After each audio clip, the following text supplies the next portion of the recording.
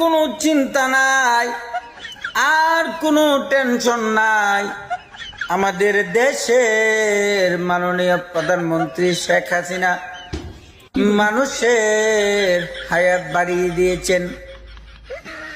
উনি বলেছেন গত বিএনপির আমলে মানুষ 55 বছর বাঁচত, আর এখন আওয়ামী লীগের আমলে মানুষ গড়ে 73 বছর বাসে।